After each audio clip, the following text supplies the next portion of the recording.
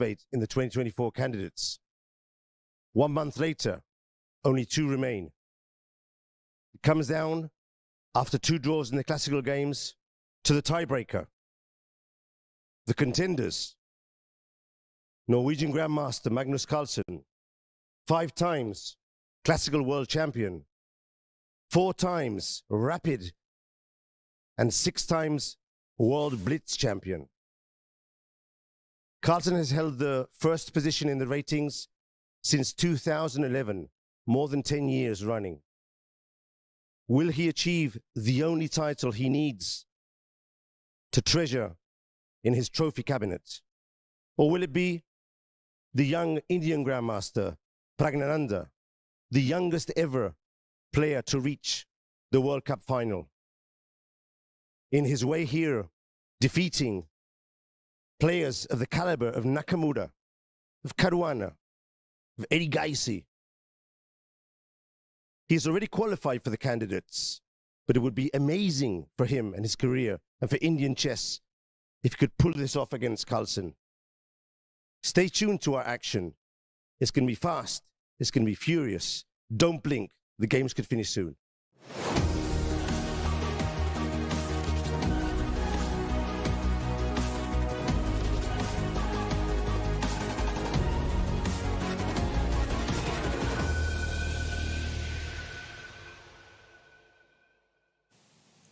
Welcome everyone. Today is the day, and the final between Magnus Carlsen and Praggnanandhaa will continue today on the tiebreak matches, and we will witness another history for the chess world. Who will be among these players going to be the World Cup winner, and also for the contestation of the 3rd spot between Fabiano Caruana versus Nijat Abbasov. Irina, how are you today? How are you preparing for today? I'm so excited. I'm definitely really excited about today's match as well. I feel like, well, anytime you go to a rapid and blitz tie breaks, right, the tension just goes up, the excitement goes up, and in a way it is better to kind of, for the fans to see a match like this than to have it over in the classical time control. Like, it is more exciting. So I feel like, you know, maybe we should thank them that their game yesterday, you know, was not contested too much and it was a draw, and that we're going to get to see today. Yeah, definitely. And wow, it's 2 draws between Magnus Carlsen and Praggnanandhaa, and 2 decisive results between Fabiano and Nijat. So yeah, I don't know what to expect today, but some explosive games on the board. So yeah, that's kind of inevitable. With this time control. Well, I think the match between Magnus and Prag, to be honest, like, it hasn't really started yet. That's my feeling about it, right? Like, I think because, first of all, of the circumstances, right? Because of the food poisoning, right? But, you know, we definitely saw Magnus kind of playing with, like, small percentage of his energy the last few days. He managed to hold with black with no trouble. He obviously didn't want to play with white. So, yeah, I feel like, you know, the match hasn't started. It's going to start today. Yeah, indeed. And as we know, Magnus Carlsen is the former world rapid and blitz champion. So, well, taking the match into the tiebreak is definitely into his favor. But we also know that Praggnanandhaa is very experienced tiebreak players here in the World Cup, winning all the tiebreak matches. And, you know, from the experiences here, when you already get to play a few tiebreaks like that, you get to know the feeling, like how it's going to be, what type of preparation do you have to do, and so on. So, wow, it's going to be a very close match, I would say. Yeah, I'll tell you an interesting observation I had yesterday. So I felt like maybe yesterday before the game, you know, he was looking better, he was smiling before the game, and I was like, oh, maybe, you know, he's feeling fine. Now we're going to see him fight as white, right? Right, yeah. Now, in his post-game interview, though, then it was like, back to, like, you know, it looked like he wasn't really recovered. I mean, I don't know if you saw that, but it's like, you could tell that he wasn't really recovered. And I was like, wow, what a difference. Now, maybe, you know, you kind of have to disguise your real state before the game. Because if your opponent feels that you're not at 100%, if he feels that you don't really want to play, maybe they're going to do, you know, more to make a fight out of it. There is this kind of logic, right? And so once the game is over, then you can sort of reveal, you know, how you really feel.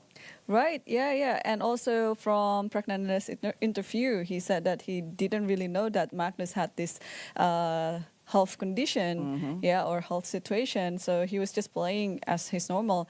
And wow, less than 3 minutes to go. Yeah, it's an interesting question. Like, if you know that your opponent is not well, is it something that you should try to use and try to get a real fight going on the board and keep them playing? Or should you be kind of nice about it and be like, well, they're not feeling that well, let's just make a draw until they feel better? I mean, it's kind of a question, philosophical question. You know, is chess a war or is it a gentleman's game? Well, I think for Praggnanandha's side, he would be just playing his chess. He wouldn't take this into account, like about Magnus's situation. So he would be just preparing as normal and then play his normal chess. So I think it's gonna be. Yeah, it's just going to be like that. And I hope today Magnus is feeling better. So we will be seeing a better chess out of him. Yeah. Well, he's definitely going to be forced to play today. And let's see. Okay, Fabi is the first one to arrive on the stage. He's got the black pieces. How do you estimate his chances against Nijat? Is he back on track? He is totally back on track, yes. The first game that he played against Nijat in the classical, it was just quite a disaster. It's very uncharacteristic of him. And yeah, he said it also in an interview, like he didn't even know what he was calculating over the board. Right. Just the fatigue was just taking over. Exactly. So yeah, here we go. The tournament road of Fabiano Caruana, how he got into, well, we would call it finals, but he's contending for the third spot. So he lost in the semi-final against Praggnanandhaa. And but before against Praggnanandhaa, he played quite a bunch of strong players actually. Yeah, two people over 2,700 and Ray Robson actually around 2,700. Yeah, in the verge of 2,700. Yeah. So yep, but his match against Praggnanandhaa, I think, took a toll out of him. So it showed in his first game against Nijat, but unfortunately yesterday Nijat didn't show a very good preparation in the opening, where Fabiano just got the advantage out of preparation. And he mentioned in the interview actually that he saw this game, girls under 14 game, Yes. and it was actually a friend of mine who played that. Oh, really? Wow. Yeah, Okay. Magnus Carlsen with a slicker do hair. Yes, Yeah. arriving at the board 25 seconds before the game is bound to start, so he's on time. He's got the black pieces.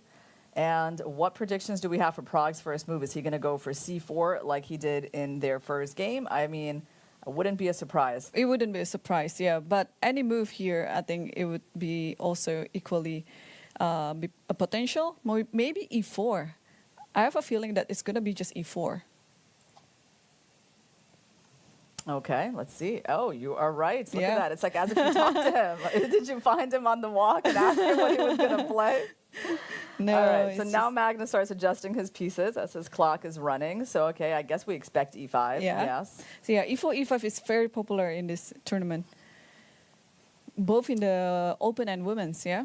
Just very, very popular. Okay. So knight c6. Are we going to see some Lopez, some Italian, Berlin probably. stuff? Italian. Yeah, Italian. The bishop didn't go out that far. And d3 on the board. Bishop c5. Yeah, so in a4. Yeah, I think one of Praggnanandha's game or against Fabi, it was the approach of bishop e7 instead of bishop c5. Yeah, but this is equally good. I mean, this is just well,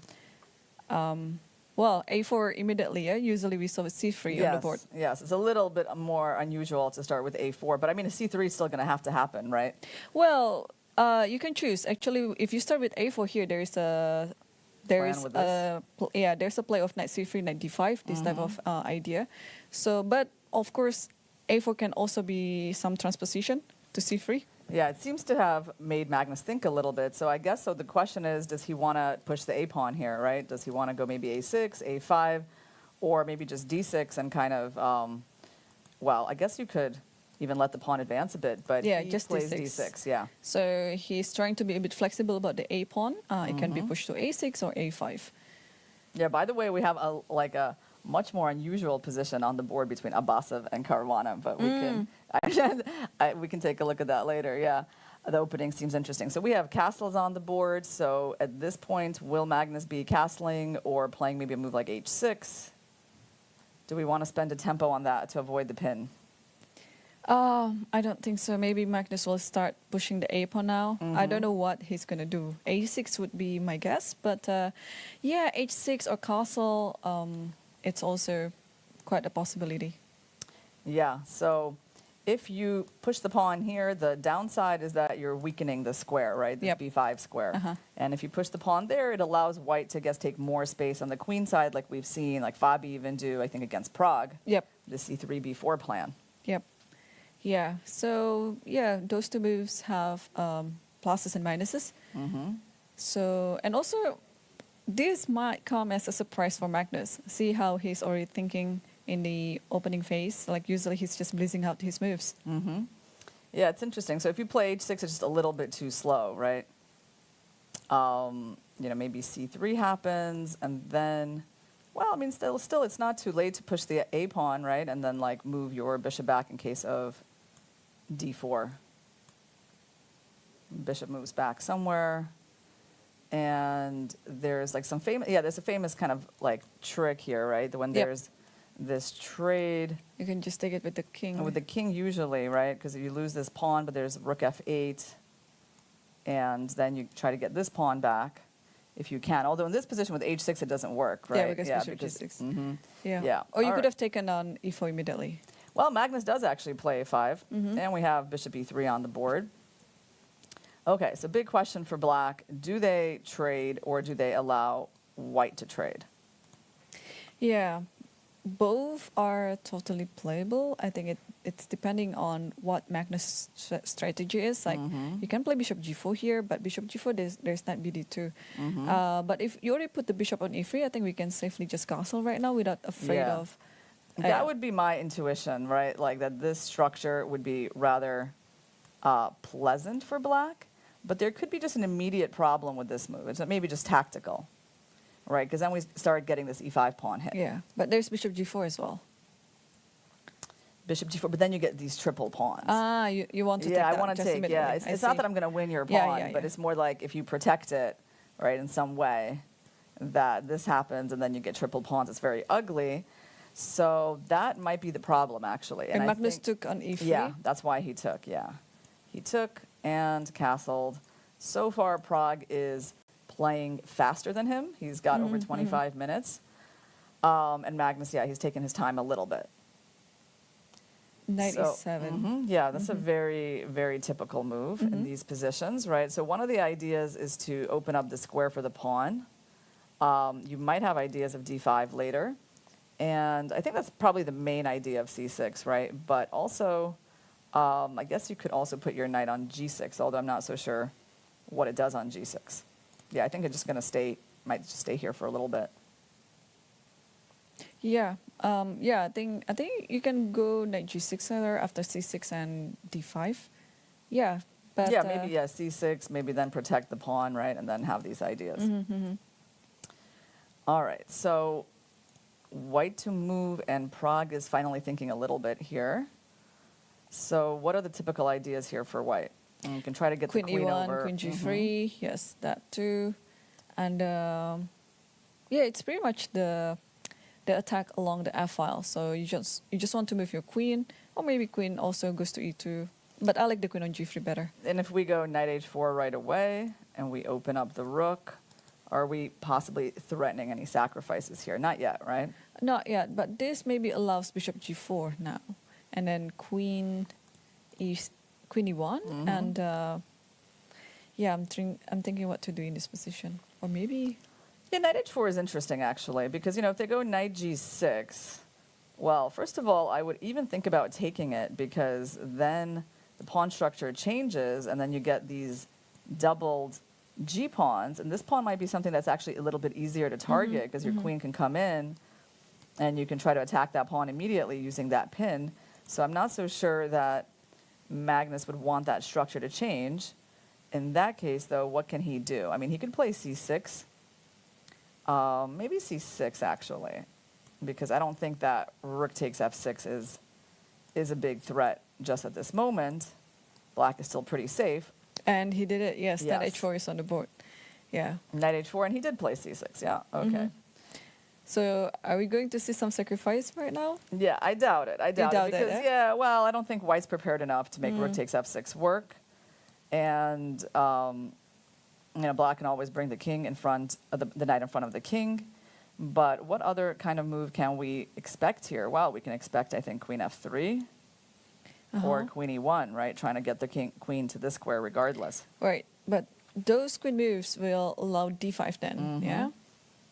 Yeah, d5 is hard to stop. I mean, unless you want to go bishop b3. Do you want to like withdraw? I think we Your can bishop? withdraw, yeah. Maybe bishop b3, yeah? Yeah, and then after d5 takes and possibly e4. But I don't like my pawn in the center like that. Just So you know what? The other question is maybe Magnus is just going to be playing bishop e6. You know, because it seems actually like quite a decent developing move, right? I don't see the downsides of it. Because if white trades, like white has absolutely nothing. So maybe he just wants to play bishop e6 next. So for example, like if you pull the bishop away, I mean, yeah, I agree that d5 is interesting, but I would probably be tempted by this very simple move. he played queen e1, so he allows this. Okay, so he goes queen e1, makes sense. So now if d5 happens, are we going back immediately, or are we taking first? I mean, I guess we think that taking first and then bishop b3 is the idea. But you know, if you go bishop back immediately, there's actually a point to it, because maybe if you take, maybe then I can sack and get my knight here. Yep. So for example, bishop b3, and if you take, there's, at least we can try this line. It's somewhat more interesting than before because the knight is more active, right? Like it still might not work, but it's a better line than before. All right, and the other thing you can do though is you can capture back with knight takes e4, and then there's actually a lot of pressure on f7 because despite our kind of ugly doubled e-pawns, right, we got a lot of pressure here, and the bishop hasn't come out yet, right? Although it can come out, but maybe black's pawns are kind of weaker than white's here. Maybe it'll be easier to attack, Right. you know, after we trade. All right, so let's go back, and we're thinking about what Magnus will do after queen e1. So there's d5, There's bishop there's e6. bishop e6, and then there's other just kind of non-committal moves. Like, I don't know, if you want to go king h8, get your king maybe a little bit safer, prepare for queen g3. Well, that's interesting. Yeah. Yep. I totally like the options here. But I like Watt's position. I think as an Italian player, this is the sort of position that I would like to play.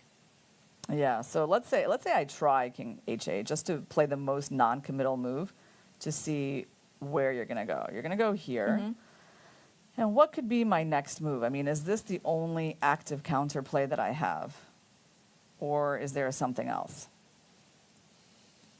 I mean, we don't really want to be going all passive like that, right? This is not the way these positions are played. I mean, it feels, I mean, maybe you could do it, but it feels A bit rather wrong, yeah. passive, yeah? It's solid, you know, you're kind of guarding against everything, and you can probably still play for d5 later, but I don't know, I'd be surprised if Magnus plays it like that.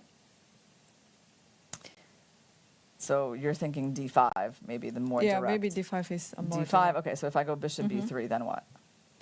And maybe now I can exchange the knight by playing knight g6, or even bishop e6 also looks natural. Yes. Well, knight g6, maybe I just trade, take, I go queen here, and I hit the e5 pawn.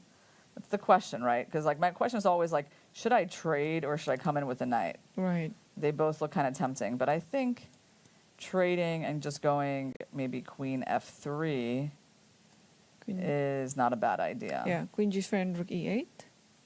Sorry, queen g3 and rook e8, yeah. And knight f3. Can we try to hit this pawn with knight g5? Yeah, that's possible. And then queen There's d6. some initiative, right, for white in this position. Yeah. I mean, it definitely seems easier for white to play. Or there's a direct Yeah. attack, like instead of knight f3, I think you can take on d5, c d5 and e4, and then d e4 and queen g6. Interesting. I still have bishop e6 there, so I can sort of hold on. But let's take a look. It's a very good point. So takes. You're trying to open up this immediately, right? So let's It say doesn't work, I yeah? take. Or even I can Well, take now. if I take, you can take with the knight, though. Yeah. You can take with a knight, because in this line, I think, It's a bit dubious. black is solid with that development. But this is, well, the funny thing is I can still go here, right? Because, I mean, it's not like I'm that scared now. My pawns are all going to be together. So black is pretty solid. Okay, did Magnus just make a move? He D5, did. He yeah. went for D5. Okay, good intuition on that one. So he And went then queen D5. D6. The bishop went back to B3. Mm-hmm. And Magnus, of course, did not capture there, letting the knight in. He played queen D6, defending this pawn. Okay. Well, that makes sense in some way, right? Although I don't know how well the queen stands there. You know, there could be some issues one day from this knight. Yeah, but I think you have no choice, yeah, because the knight on e7 has to guard the f5, and you have to protect now the knight on f6, otherwise there's an exchange sack there. So queen d6, I think it's kind of forced. Mm-hmm.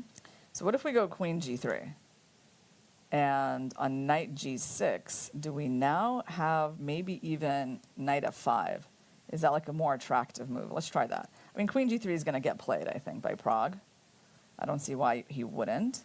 And now on knight h5, and we again have that big choice. Mm-hmm. So this one, I mean, it still looks attractive to me, actually. I don't know. Rook takes, pawn takes, again, like every single white move seems possible, right? You can sort of go for the tempo, or you can go, I think take with the rook, yeah. you know, for and for then the doubling f-file. rook, yeah. Yeah, or you can go for this one. And again, kind of try to make the case that this pawn on g6 is a little bit weak. I wonder if we even have ideas of maybe just like playing rook f3 or rook f1 in these positions. But I think, you know what, I think the main idea is the knight coming in. Yeah, and then That's queen actually h4. dangerous, yeah. Mm-hmm. Yeah. If we take, pawn takes, and the knight comes in, first of all, hitting that pawn, and then coming there. Yeah, there's a lot of pressure on black's position, right? Yep, yeah. Yeah, wow. So, I mean, out of the opening now, Praggnanandhaa is having a better position. And he has many options here to how to continue this one. Yeah, because, I mean, once the knight gets there and the queen comes in, then you're threatening the big sacrifice on f6 and queen h7. Right, so I feel that Magnus is definitely under some pressure, right? Even though he's very experienced in these kinds of positions, it does look like Pragg is setting up an initiative here. Yeah, totally, yeah. No, I really like this position. It's a dream position. I don't know why Magnus allowed this bishop takes e3 ladder too quickly, because we would like to hold it as much as we can. Yeah, I mean, also, I mean, okay, well, d5 was also a big question, right? Like, this is a bit of a committal move because it actually weakens that pawn. It gives you sort of a target on this diagonal, right? So I think here, well, I don't know. This move was seeming like quite normal to me. And I can't really imagine us being worse here. Like, I see maybe there's a line like this, but I mean, in this structure, it just feels, I don't know, should be harmless, right? By all logic. I don't know, it's symmetric structure. Why should it be bad for black? So his move d5 is, can be, you know, seen as like maybe slightly more dangerous kind of option than some of the other ones that he had. And queen d6. Okay, so we're waiting for Pragg to find this move. And he did, yeah, he played it. Okay, yep, it's on the board, very natural. Lining up the queen with the king, and this rook is also staring at the knight, so the queen really has to stay there protecting it. Yeah. Wow. Do you think this could be an upset? Or maybe Well, it's too early to... Yeah, it's still early to say. Okay, how about we try king h8? Can we try king Yep, h8 getting king off h8. the file? Okay, so let's try this move. And, I mean, wow, like it seems like a normal move, but white's initiative is just growing. Look at that. We're again coming into knight g5. I mean, and like knight e5 is also hanging. Yeah, that's you know, this d5 move was quite committal. Yeah. Like, because imagine he takes, right? I mean, now I think I can just play knight takes e5, and that might be game over. Yeah, and also you have this knight g6 idea. How do you stop that, right? Yeah. So, oh, you mean like, okay, you mean like once I take? Yeah, once you take... Once I take... the other knight, because it's a discovery. Ah, yeah, that's what you're talking about. Yeah, this one. Okay, you want to win the queen. Okay, so Magnus has to find a move here. How is he going to neutralize these pieces coming to the Kingside, right? It's not the position you want to find yourself in. No, this is Yeah. this is so hard to defend. And yeah, Magnus, we could see on the camera, he's just trying to be very focused because only white can play all he wants here. Okay, I have another idea for black. I mean, like, is there any chance at all for me to try to put a pawn in f6 to try to just guard this pawn and that square? Like, for that, I would need to move this knight. You want to move it to h5? Well, h5, you're going here. And g6?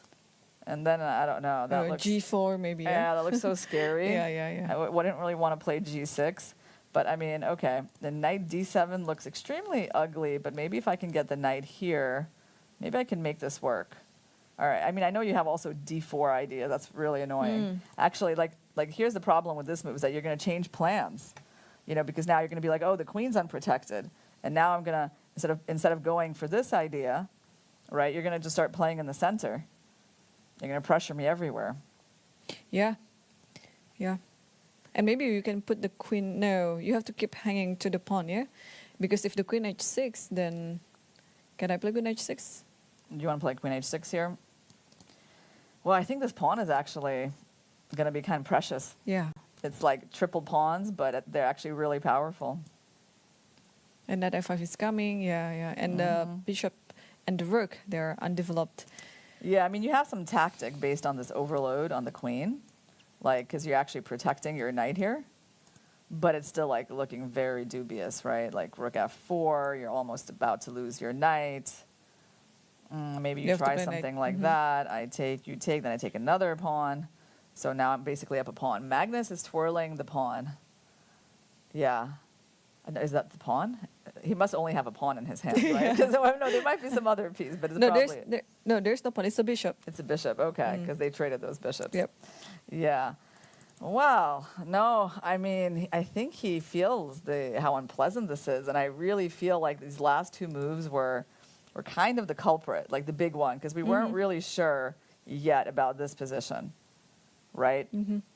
But now he gave his opponent something to really latch on to, like that e-pawn, you know, and he knows that because he tried to defend it, but it's like the pawn is still a problem. Like, and these ideas, like the queen is not amazing on that square because of that pin. Yeah, or knight f3 is there, knight f5. Yeah, too many good moves. Yeah, I think Magnus might be underestimating his position before. Like he thought that everything is still like quite equalish and symmetrical and so on. And let's try this move, h6. How about that? Because what did he just do? Oh, he put his knight on h5. Okay, he put his knight on h5. And what's going to happen after queen up? Maybe he's just trying to remove the queen from this diagonal. And do you think like after queen g5, then knight back to f6? Yeah, I think so. I mean, you're basically saying like, is he going to defend it like that or move back? Because he doesn't have any other choices, right? Yeah, he doesn't. So I think he's probably going to move back because this feels a little shaky. But I mean, maybe you can go g6 f6, right? Yeah, so I was just thinking if you play g6 and then g4, then you can play f6 maybe, yeah? And then pull the knight back. Okay, this is interesting. So maybe no, in that case, you can just take on g4 with the bishop. Yes. You mean like, yeah, well, white can't go all aggressive like that because f6, and then this pawn is going to hang, and black is completely fine. Yeah, so after g6, knight f5? Or what? Knight f5 threatens this knight, yeah? It's actually kind of interesting, but knight f5 is interesting, yeah? And then you push it to f6 and have a better position? Yeah, it's an interesting move. There's a lot of tactics, right? Like, for example, if f6... no, you have to take first because the queen is hanging. Oh, sorry, yeah. Magnus made a move. No, I think Pragg made a move. Queen g4. Queen g5 Go is on the board. Queen g5. Yeah, and now we're going to see how Magnus wants to defend this knight, whether it's just going back. And that makes sense, right? It makes sense because he got the queen off that square on g3, and he also is like stopping that. And then maybe he wants to just go h6. Yeah, it does make sense. But he went for g6. Oh, he went for g6. Yeah, it's more natural to play such a move. Okay. So we were looking at this move. Yeah, you're attacking the queen, so we have to make some sort of a trade. So you take it with the bishop or the knight? Well, maybe with the knight. Uh-huh. And your follow-up should be f6, yeah? Well, yeah, that was the idea. But if I go f6, queen h6, like how am I holding that pawn? Because there's this tactical idea of giving up the rook for the bishop and winning the knight, getting the two pieces for the rook and having a great position. So, okay. Oh, and Pragg also went for this He idea. went for knight f5. Yeah, look at that. Yeah, very nice. Okay. So I think you have to take with the bishop so that you can protect g6. So keep the knight to have that pawn guarded, and then maybe you can play f6, or there's an interesting subtle move here, king g7. Wow. To try, basically you're holding that square, and then you want to play f6, and then you don't let the queen in. But then the knight is like is in some trouble, right? Like, but I guess you can still go back to f6 and then try h6. It's a little tricky, right? But let's try f6. Let's see if this is a problem, then we can try king g7. And if I go back, maybe even just bring back the knight. Yeah. Pressure that pawn. Okay, let's look at that. Queen That eight. makes sense. Yeah, just go here. How do you support that pawn? e4. You can do e4 now. e4, you want to try to use this diagonal, yeah? Uh-huh. All right, at some point I can also play Like g5. g4? Yeah, okay, you're going here. So, by the way, there's also some sort of tricky move like that, using Right. the pin. Wow, that's But then, interesting. yeah, if you go there, I can take there, and I'm also hitting your queen. So, okay, let's try e4 first. Okay, we're seeing some changes on the Yeah, board. bishop Magnus f5. played bishop takes. Yeah, he kept the knight. All right. So I think, he took his time, but he is navigating, I think, this in a good way. Right? It's quite, it's not as bad as some of the lines that we looked at for black. Right? Right. So his knight h5 move, followed by g6, was quite clever. Yeah, I mean, you only have two options after knight h5, right? Either to play g6 or knight f6, but g6 is just more human-like move and more natural. So what do we think is going to happen in this position? You think, this is the question for Magnus, yeah, f6 or king g7? Okay, he's about to reach for something. He's about to reach for the king. King, Yeah. yes. Look at him, playing all the accurate moves, yeah? King g7. Basically, he's not afraid of the pawn pushing because he's got 3 attackers on it. And if white goes with g4, I think that gives black a lot of options. Well, the main one is knight f6, I guess. You can throw in h6 if you want as well. Like you could put that move on the board, bring back the queen. Also, you can force queen f6, yeah? Even like this. Oh, but queen f6. Yeah, A queen third f6, option, trading the h4. queens. But there's h4. No, you know why you don't want it? Because I'm going to take. And then Knight g5. takes maybe g5 Yeah, and and then push in the f6, pawns. Yeah. right. So I think either h6 or Oh, knight f6 both work. But I mean, you can even start with knight f6 because you can always play that later. So g4 is not that dangerous. So Pragg needs to come up with something else here. Meanwhile, what is black's idea? I mean, is the idea just to pull back the knight, or are we starting to maybe have some eventual ideas of taking the pawn? I don't know, rook takes, and then do we have some kind of attack on your queen? Maybe not yet, right?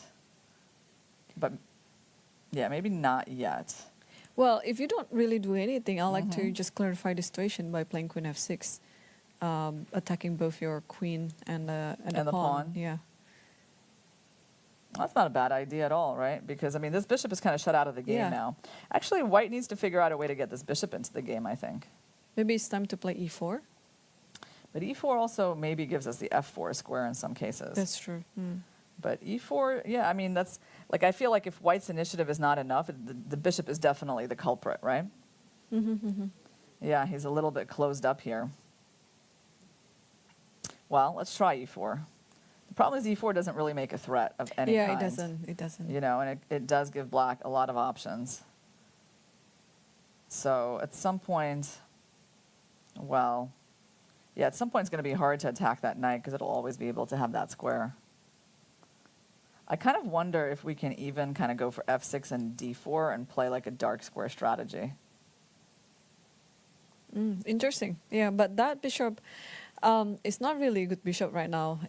There could be a strategy, but why giving that bishop something to shoot on? Well, I don't know. It's interesting. So let's try it. Like f6, let's say you go back. Can I just play d4? Yeah, I mean, it does open up your bishop, right? And doesn't really give me any particular benefits. Yeah, and also giving up the c4 square maybe for the knight. Knight, yeah, I agree. So probably pushing is like premature. Yeah, it's not a great idea. Opens up your pieces too much. Okay, so I would just have to figure out something else here. So does black want h6 or does black want f6? Because I can also just, how about I just play like knight f6? Doesn't that look really solid? Yeah, looking good. Does white have time to double up the rook? Or I don't think so. There's h6 and g5 maybe, yeah? Well, you can try. I think you can try it, like rook f2. Rook f2, h6. H6, queen g3. The thing is, g5 allows me this stuff, right? Or g5 also allows me some knight f3s maybe. And now maybe knight h5. You can go back, right? Yeah. And you could go kind of back and forth, yeah? Well, what can we say? It's very double-edged. It is, yeah. It's not as bad. It's not, the way Magnus played it, it's definitely not as bad for him as we were thinking, right? I think he's doing a good job of trying to neutralize white's initiative. I mean, yeah. Yeah, but just get back a second because I thought this is just going to be very much dominating. So this knight f5 idea is turns out to be a little bit of an accuracy. Yeah. So what could white have done better here? Okay, well, there's a computer line that I think is like very hard to understand, right? Like this, going back with the knight to attack the pawn, and then just stepping back. Now, understanding why this is somehow superior, like, no, it's just not obvious. That's why I didn't even mention it, because it was like, There's no way, no, it's not very human-like. There's no particular reason why going backwards. Right. And like, I mean, of course, we can try to understand like why white should have stayed in this position. But I mean, yeah, I think that what Pragg did was like the very natural reaction, right? Basically, he took this knight on the side of the board, and you know, the knight is not trying to go backwards; it's trying to go forwards, right? So, and that's what he did, right? So he brought the knight here, and even when there's a trade, he seems to get like a very powerful pawn that gives him a space advantage. Like what he did is very natural, right? But at the same time, mathematically, it does not appear to be the strongest option. Right. Yes. Well, it's very hard to foresee this type of position that turns out even with the king moves to g7, it doesn't weaken black's position. It actually strengthens the position. And yeah, I mean, if I saw this position beforehand, I would still say that white is better. Yeah. Right. No, of course, because you feel that white has the initiative with a pawn like that. On black side of the board, white's the only one with a pawn on the opponent's side of the board. You have like the half-open f-file. You have the active-looking queen. Yeah, I mean, I think all the signs are in place that white has an initiative here. But, you know, Magnus is quite subtle about neutralizing it, right? I mean, it's actually been quite impressive, the last few moves, because, you know, from a human point of view, it was looking like he was, you know, going to be in trouble. Yeah, in some trouble, defending, and he's, like, navigating it, like, smoothly past the turbulent waters. So, yeah, I feel like the last few moves have been definitely quite masterful by him. Yeah. So let's also see what Praggnanandhaa can be doing here. He's just basically passing the turn, king h1. King h1, okay. Well, that's not a move that's going to worry Magnus too much, king h1. And now Magnus is going to have to show us what his idea is. And by the way, it does look here like your idea, queen f6, is actually very well timed. Maybe you should just force the queen trade. And can the queen avoid it? I don't think so, because Just that knight f5, right? Yeah, because I was thinking in this position, B4. you should just double the rook so that queen f6 cannot be done. Why can't it be done? I can just play queen g4, and then if you take on f5, then I can double my rook, and it's very hard for you to navigate Let's look at your point. So you wanted to basically do this move, right? And you're saying that that would have stopped this particular idea. Yeah, and then just, because now we can take. no, we can just move back. Oh, sorry, we move back to where? G4? Yeah, G4 is the only square. And then Knight takes and then there rook might be F1. knight H6. You thought clever. this was pinned. Or even E3. knight E3, Yeah. So it Because doesn't here- really stop either. Yeah, we were preparing to win the knight like that. Yeah, but knight looks E3, of powerful. course. But is it knight E3? Because knight E3, there's maybe even a queen H3 or even queen E2. But queen G5, yeah? Yeah. There's nothing there, yeah? Wait, so knight E3.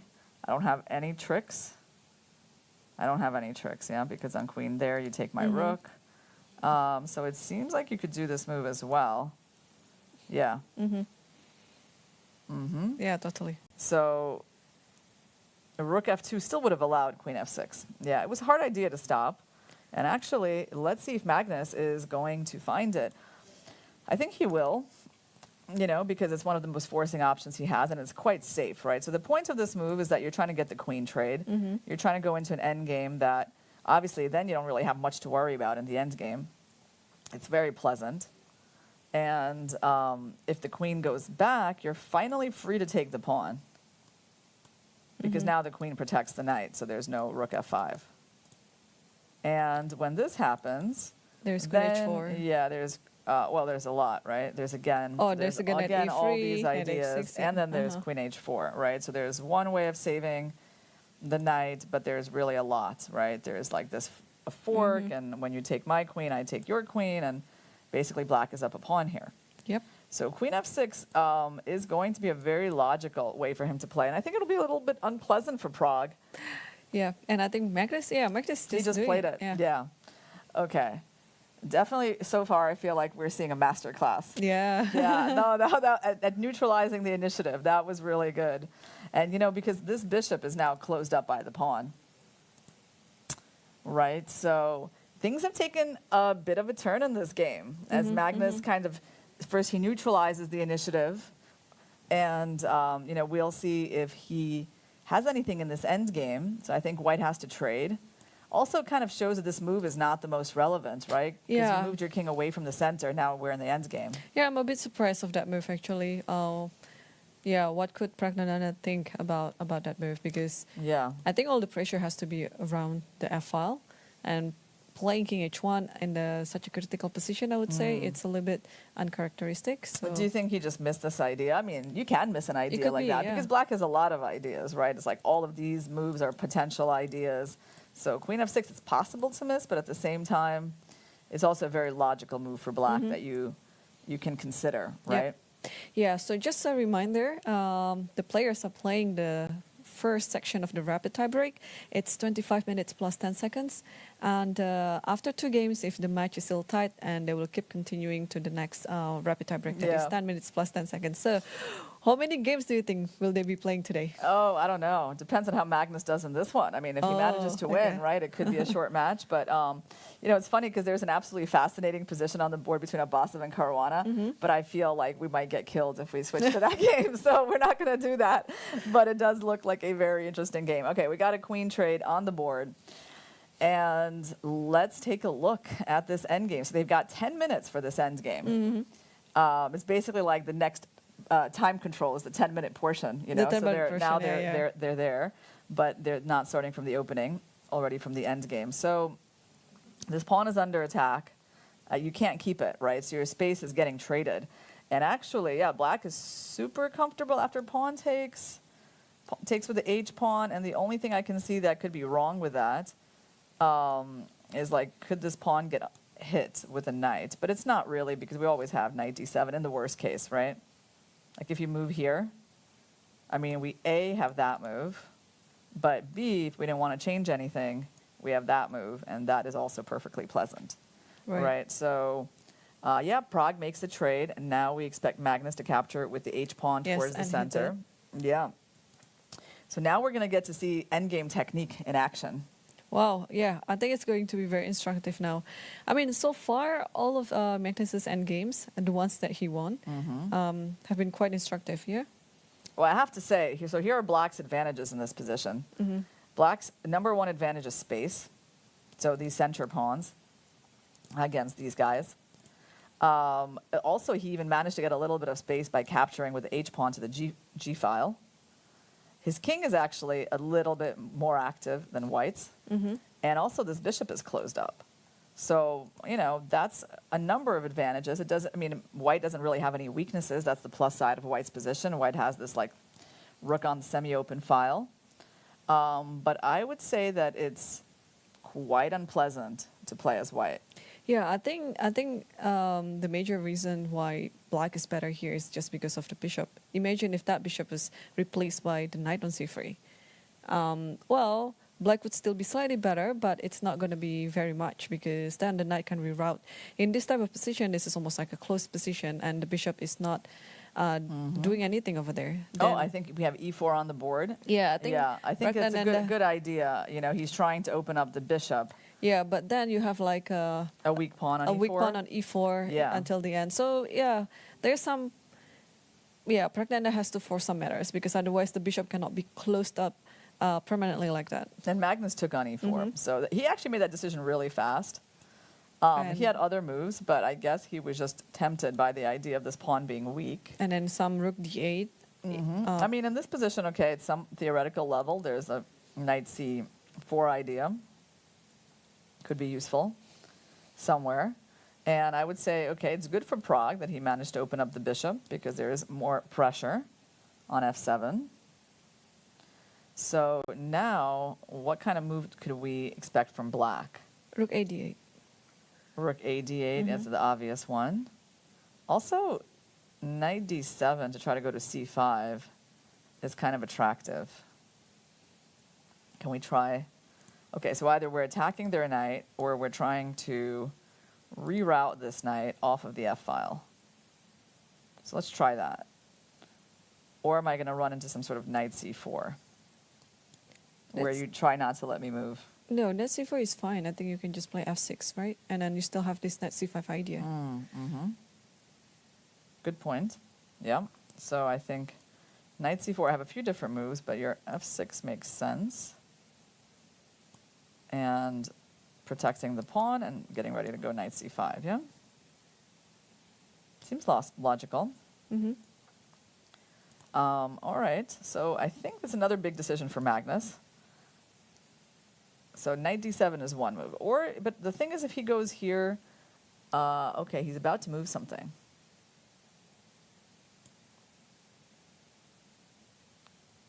And he has to because he has 8 minutes on the clock and they have to start playing faster.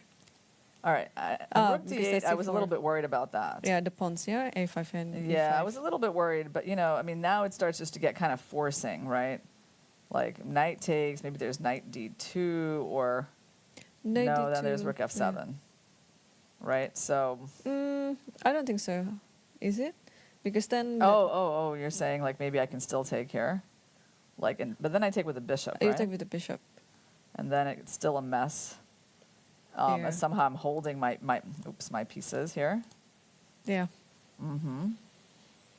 So I don't know if Magnus is going to want to go for rook d8 though. It's like it's a little bit like the structure. It gives the potential for the structure to change like right away, right? Because like the knight comes in, it starts to hit both pawns. They're not protected. Then you're kind of like impelled into this. I mean, maybe this potential threat of that is really annoying. You know what I think we can do?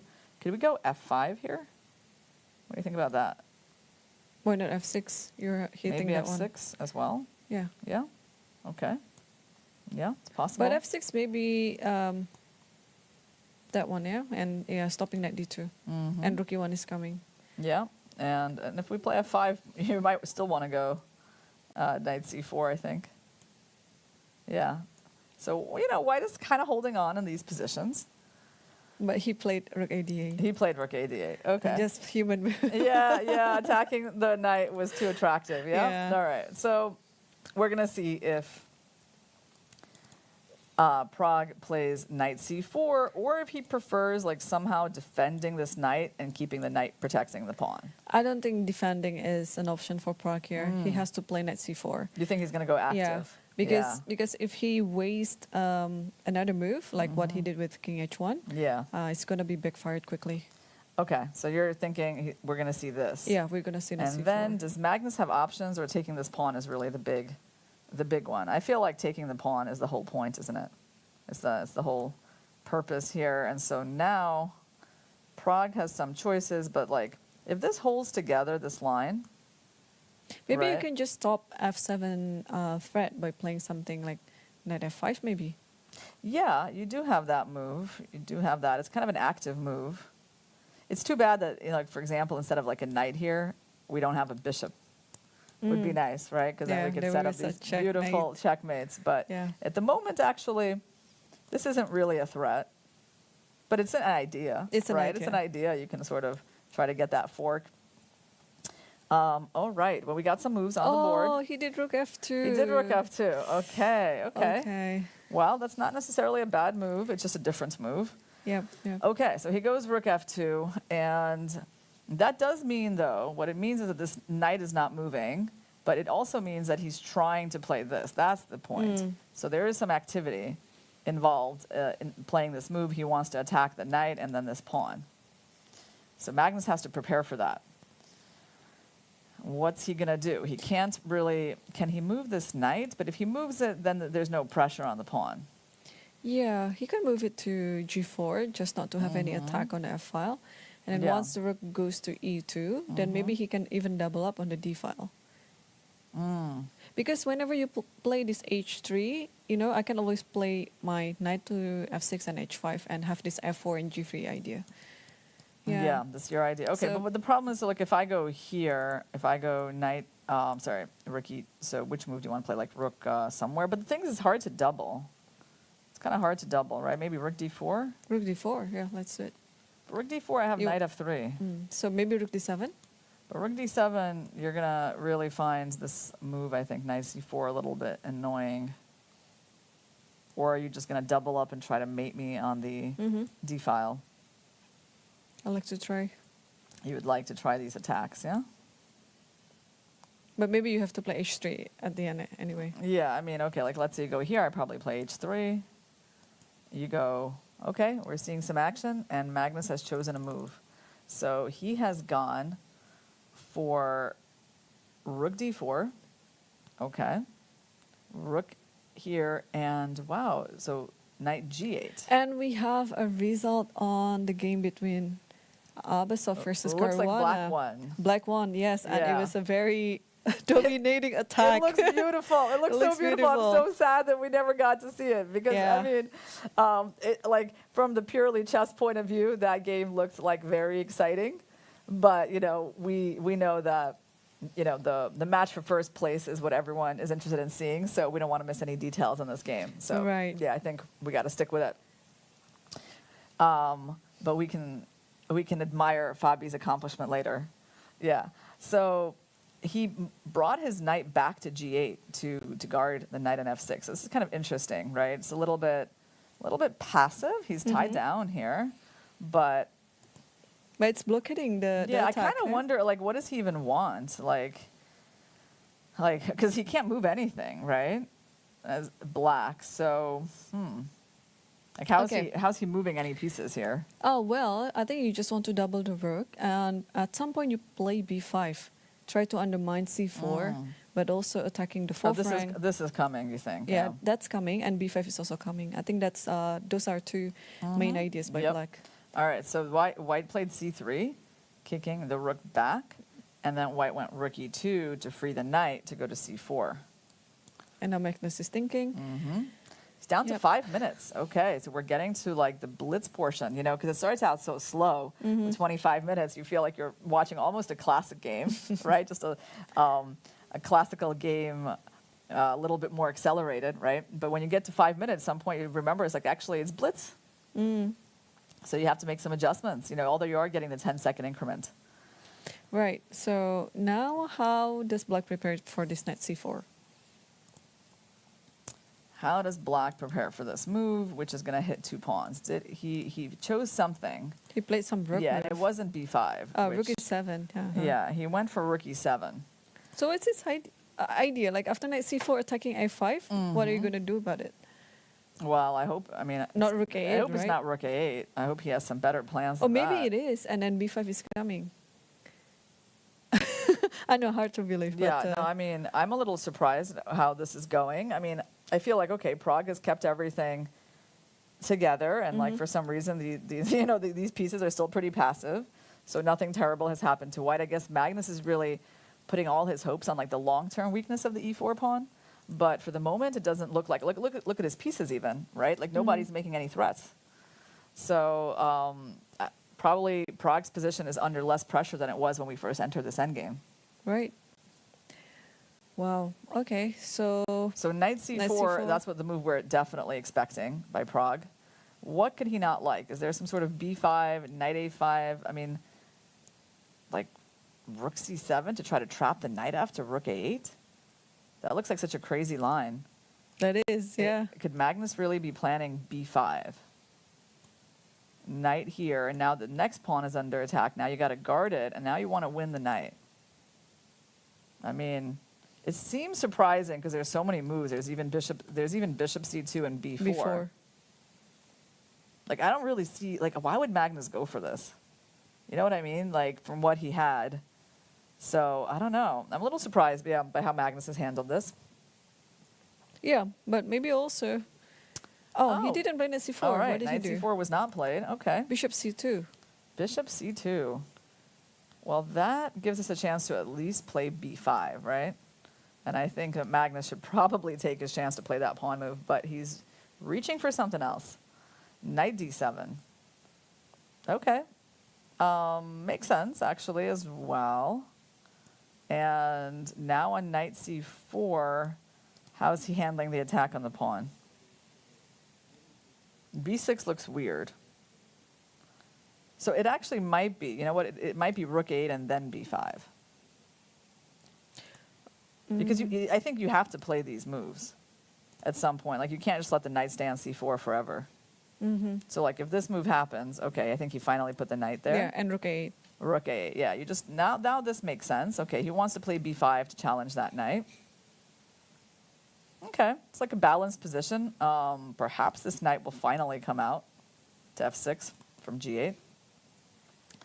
All right, both players under 5 minutes. Yeah, we're getting to the exciting portion of this game. So far, we've had a lot of maneuvering. Yeah? Yeah, I mean, you have to maneuver with these knights. Yeah, trying to put them onto the best square. So far, knight g8 is not doing the job, but it will come. It will come to f6 and e4. E4 will always be Another the important target. point is, like, when b5 happens, we're going to have knight d6. So we do have, like, some sort of active move plans, like hitting both pawns. So I'm not sure. I don't think Magnus can play this move just yet. Because after trade, knight comes in, we're hitting 2 pawns, right? No, you're hitting just the b5 Oh, I'm because sorry. f7 is... Yeah. You know what? I was used to the rook being here. I was like, oh, we have this attack 3 times. No, the rook is here. You're right. So actually b5 is a possibility already. Yeah, but what after, like, take 6, like what you said, knight d6, how to protect this pawn? How to protect the b pawn? I mean... You just play we rook just keep- b8 or b4? Or b4. Yeah, like, okay, so as an example, let's, like, pass the turn for white. Let's play this move. b5, pawn takes, and to answer the question, how do we guard this pawn? I think if you play b4, then I can just play bishop b3 back, right? Yes. I mean... Or takes first and then bishop b3. Yeah, something like that, and come back, attack this pawn, and... And that Well, is I a think- very... You think so? Yeah. Yeah, because if I it's going to play be a very f6 strong bishop. Yeah, it's a little passive. Like, overall, like, Yeah. playing like this is just passive with this knight. Yeah. So. Prague did something. Okay. He played G4. g4. Okay. Wow. Wow. That move is very committal. It is, yeah. You know, I mean, pawns don't move backwards. Once you commit it here, like, the obvious square that becomes weak is f4. Magnus might be very happy to see that move, because now if the knight comes out, he attacks the pawn. And obviously, if the pawn moves forward, he gets to go to that outpost. So Prague must be planning on knight here. He must be planning to defend this pawn in some other way. h3? h3, right? But then he kind of, okay, Magnus did something different. f6. Oh, wow. He really played f6, huh? Oh, I think I know. You just want to reroute your knight to g6 and f4. So knight f8, knight g6, and knight f4. But what is this knight going to do? I was hoping that he would finally do something for that knight. Like this knight was not my, I mean, it's a nice square for sure. Sorry, but, oh, rook g2 is on the board. Rook g2 is played by Prague, and is he trying to prepare g5? Oh yeah, that's true, because you cannot play g5 now, knight e3 and then f5. Okay, this was quite strange to me. Like I feel like this knight is being mistreated. Locked up in the corner on g8 for a little bit too long. All right, so white wants to go g5, break up those pawns. I mean, I don't know if g5 is like a huge threat. Maybe he wants to go, but I mean, that seems to be what rook g2 is showing us, right? Mm-hmm. All right, so Magnus, now they're under 4 minutes. Yeah, I don't know how this is going to be, because this is still pretty much a 3-result game. And after g5, you're undermining this e5. So maybe my knight needs to come out and try to go to f7. If you go here, can I go to knight f7? Or am I just... takes and then rook g1. Yeah, and then I was going to like defend my pawn with knight h8 or something. Or... that looks pretty ugly. But, I mean, was this kind of holding... I mean, the knight was on g8. It's kind of funny to put it on h8. But we might be, like, getting a little too passive, right, as these pawns. And knight d6 coming. And yeah. So, yeah, unfortunately, you can't even do that because knight d6, knight f5 wins. Okay, well, there could be a better move than knight h8, maybe g5. Because if you go here, there's rook h8. Yeah, but then, you can just play knight e3, knight f5. Yeah, weakening those squares, yeah? Okay. Yeah, so he played, what did he play? He did play knight h6. Knight h6. Yeah, knight h6 is on the board. And after g5, well, you know what? Perhaps he should take, and then maybe play knight f7. At least he gets a tempo like that. That's better than playing knight f7 right away. Yeah, it's definitely... It's basically like an extra tempo. Yep. So if g5, we take first, then we go knight f7. And then rook's going to go back to... g3. g3 and or then g2. How do we get ready for this move, or is it still not a big deal? And there is also rook e6. Right, you also have this way of guarding. So everything still seems okay for him. So Magnus took. This is happening. And then rook takes g5 on the board, and knight f7. Okay. So... You know, there's still tension in this game. Nothing has been decided. I mean, but basically, it seems equal. That's the point, right? Like now, you know, both sides, basically, it's been good for Prague that the G pawn got traded for the F pawn. We should say that because, you know, he traded off a more centralized pawn. You know, now both sides have this isolated pawn. This knight is pretty good. I mean, white's rooks have, you know, have always been quite good. So it's balanced. It is, yeah. Yeah. So rook a6 is on the board, trying to prepare for this rook g1 idea. And now it's time for black letter to move around with the knight. But yeah, I like to put this bishop on d1 actually. Yeah, how do we improve the black knights? Like, how do we improve this knight? It's not easy. Like, putting him there, I mean, he was just there, so it doesn't do anything. You can't, going there, trading for the white knight? What do you think? Or is there going to be too many problems on the d file to do that? You might be able to do that, but yes, I think if you exchange the knight with the other knight, it will be better for black. So yeah, I think black can totally do that. Knight d6. If you play rook d1, just take. D1, you but take. there's bishop b3. Yeah, and also like my rook just seems very active. Bishop b3. I don't know. I mean, that's the question for me. Is a big question. Is like what black is doing with these knights. They're not so bad, but like, you know, you want to try to make progress with them. The other big question for me, like, is this still an idea? Should we get rid of this knight so we can finally move this rook? Well, that's another big one. So right now, Prague is on the move. He's been thinking for over a minute. Yeah. He's under 2 minutes now. Yeah, he's under 2 minutes. So this is already... Dangerous situation to be in against Carlsen, giving up that more than 1 minute advantage. Right. But also the position is not easy, so that's why. It's a tricky position for both sides, absolutely. So he rook put d2. Okay. So he gets off the g-pawn and starts to target the knight. Very logical. Rook f6. And Magnus, and you know, it's amazing how fast he is, right? Like, how did he see this move so quickly? You know, okay, I mean, there's lots of things that you could do, but he just activates the rook and basically challenges, you know, uses the tempo on this rook. That was instant. But I guess he was thinking, he was thinking during Prague's time. I mean, also rook d2 is kind of natural. You just want to keep attacking some of the pieces. Yeah. Yeah. Yeah, so, I mean, this game... Okay, make a prediction. Make a prediction? I don't know. I'm going to predict a draw. You know, that's a safe prediction. Yeah. But I mean, honestly, like when you get down to a minute, absolutely anything can happen. So I want our viewers to understand that like the time situation that Prague is in is unpleasant. Magnus having 3 minutes against less than 1 minute. I mean, okay. I mean, Magnus can also win, but right now he's not winning on the board. But actually, maybe Magnus winning is not a bad prediction either, just because of the time situation. Yeah, so, well, the position is still equal, but judging from the time situation, Magnus is in a very good favor. Yeah, no, he seems to have like transitioned to this blitz mode pretty easily, but right now his position is balanced. Does he really have much to work with here? Not really. I mean, white doesn't really have any big problems, right? I guess, you know, we might want to put that pawn up to a5. You know, white has control over the d file. You can't really move this knight. Can't really move this knight anywhere. So everything is under control in the position. Yep. So I say, okay, I mean, objectively, like a draw is the result that we're going to see.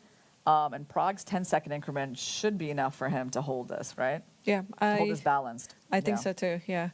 It will be very hard to reroute these two knights because the knight on c4 is standing very strongly. Yeah. I think that's the B. Should we just try b5? I mean, I'm thinking b5. Okay, Carlsen went here, but b5, maybe this was a problem. Then and then a5. Yeah, and then you get to have a pass pawn. Okay. Carlsen went knight, king f8. Very kind of interesting move, trying to bring the king to protect these important squares on the d file. Yeah, that's a nice looking move. What's Prague going to do here? Yeah, very solid and principled as well. You just want to bring your king in the end game. It's quite smart. Yes. Okay, so maybe Prague will go knight b6, and then Magnus maybe is going to go for the trade, but king g2. King g2. Yeah. No, I don't know. I'm starting to feel like, you know, when I see moves like king f8, king e7, I'm starting to see Magnus's concept here and like how things could be a little bit unpleasant. But a5 is a good move. a5 is a good move. Yeah. And I mean, so far, white has a better position on the queen side. So maybe, Prague is just using that fact. So rook h1, trying to tie down the king to its position. The king here is excellent, right? Like these squares are guarded. Black has hopes of finally using these knights, finally, one day, right? Yeah. That can actually move. I mean, okay, we can see that this is unpleasant. Prague is under 20 seconds. Yeah. Prague has to play faster now. I think Magnus has just transitioned way better to like the fact that this is going down to blitz. You know, because you see how he just speeded up, right? And he continues to play fast, and he's just kind of, you know, seizing the initiative here, right? Like right now, exactly. The knight came in. Now there's a fork threatened, and king king g1 has to move again. Yes. Yeah. Well, I think it's because black has a clear idea on what to do in this position compared to whites. And yeah, we see it now. It's going to be very, very like in the blitz mode. Like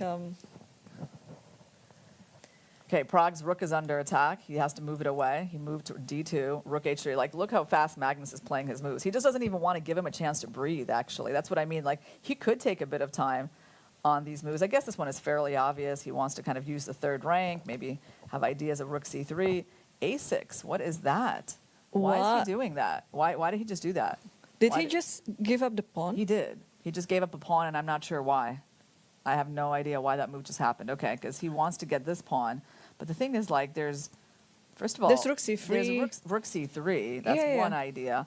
And also in this position, there's also ideas of even the knight coming in with all those fork threats. So I don't know. No, this is too loose. I mean, like, it's not a position when you're sacrificing a pawn, actually. Yeah. Okay. All right. Magnus went for knight g5 was stronger, but Magnus went for this. Knight a5, and now knight g5. Yep, played instantly. Now the knights are coming in. Look at those beautiful knights. Wow. Look at that attack coming in. Right, and the king is in the meta net. Yeah. He was merciless in this part. Did you feel that? Yeah, I mean, did you feel like how he just went on the attack and he started playing so confidently? He knew he had to use Prague's clock against him. All right. So now, what do we do? How do we... Well, Black is still up a pawn. I mean, I don't know. This is obviously still a nice advantage for him, but maybe it's not the most... I mean, it's incisive. He might want to take a little bit of time here. Yeah, I think he would like this to, is still to a keep good, the very rook on the good board. move, right? Like, this is still... I mean, chances to win, I guess, are pretty good here. I mean, he's just up a pawn. You'd think that he has, like, excellent chances to win this position. Yeah, but he went for something more incisive. Yeah, I think he would like to keep the rook on the board. Yeah, he went for knight g to h3. Is he going on the attack? So we probably have to go here. King f1, rook f3. Yeah, are there checkmate threats, like, on the back rank? There kind of are, aren't there? Yeah. There's like rook a3, rook yeah. a3, and there's a checkmate threat with rook a4. And also, this is incredibly a back rank checkmate. Yeah, it is. It is, because the king is completely limited by the knights. Oh, man. Wow, and Prague just doesn't have time to think about everything. Yeah, that's checkmate on the back. So, that's a check. No, hold on, he took with a knight. It's a check. King f6, king f6. and Wow. that's it. Wow, so Magnus won the first game, and in a completely equal position. And but that was so good. That was so good. You have very to appreciate, you know, when you see this live, it's such a different experience from just watching, downloading the game afterwards and seeing the moves, right? Because you see, like it feels like it was easy, but it wasn't that easy. There were so many masterful things that he had to do to win this end game. Yeah, and also, I mean, Prague has every reason to think longer, because the position itself is not easy for White, even though White had a better position out of the opening. But Magnus Carlsen just, with his masterclass, neutralizing all the attack and won. I got such a good game. feeling about his position when I saw King f8, King e7. Yep. It's just like, if you can think of these moves so quickly and so, like it comes easily to him, when you see that, you start to feel like, okay, he's like, the maestro is taking over. Right. Wow. Okay. I mean, that was very, very dramatic, I would say. And I hope Praggnanandhaa will be able to make a comeback on the second round. And while players are taking their break right now, we will also take our break. So see you again at the second game in a few minutes.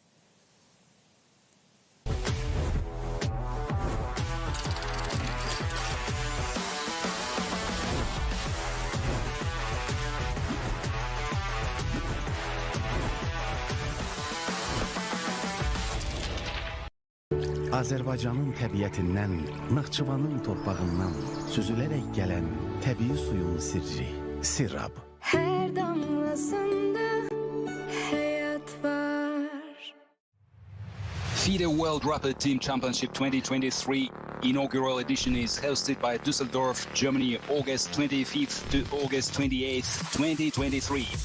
Brand new format. Star lineup featuring world champions Vishwanathan Anand, Vladimir Kramnik, Hu Yifan, Alexandra Kostyuk, world number 5 Jan Nepomniachtchi, world number 8 Wesley So, world number 10 Richard Rapport, and many others.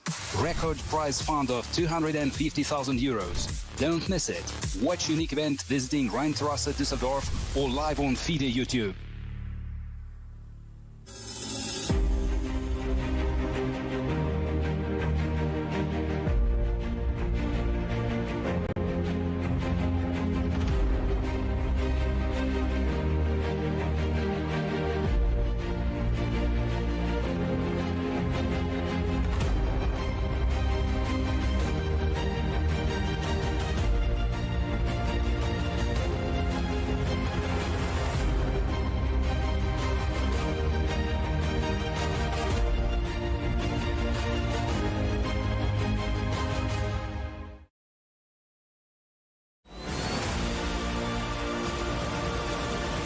So I'm joined by 8 times national champion Irina Krush, Grandmaster. Welcome, Irina. Thanks for taking the time to come here and talk to us.